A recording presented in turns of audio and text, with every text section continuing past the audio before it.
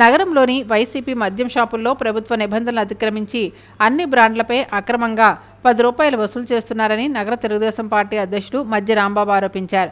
స్థానిక అన్నపూర్ణమ్మపేటలోని నాయి బ్రహ్మణ రామాలయం కమ్యూనిటీ హాల్లో గురువారం ఆయన మీడియా సమావేశంలో మాట్లాడుతూ వాస్తవానికి ప్రభుత్వం 99 రూపాయలకే మద్యం బ్రాండ్లు కొన్ని ఎంపిక చేసిన బ్రాండ్ల మినహా మిగతా వాటిపై 10 రూపాయలు వసూలు చేసుకోవచ్చునని జీవో ఇచ్చిందన్నారు.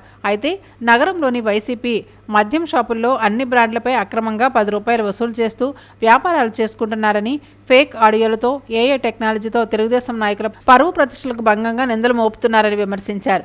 గతంలో తమ పార్టీ నాయకులపై మద్యం వ్యాపారంలో సిండికేట్ అయ్యారని, ఎమ్మెల్యే, మీడియా అధికారుల పేరుతో కమిషన్లు వసూలు చేస్తున్నారని నిందలతో దుష్ప్రచారం చేసిన వైసీపీ నాయకులు ఈరోజు వైసీపీ వ్యాపారుల అక్రమం ఏ సమాధానం చెప్తారని ప్రశ్నించారు.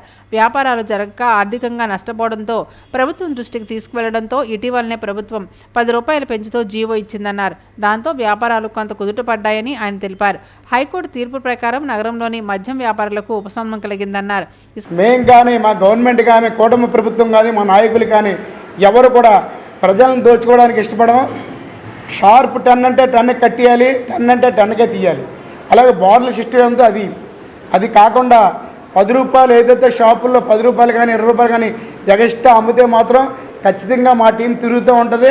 డిపార్ట్మెంట్కి అడ్డు చెప్తాం, షాపులు సీజ్ చేసి పరిస్థితి కూడా తీసుకొస్తామని చెప్పి ఈ సందర్భంగా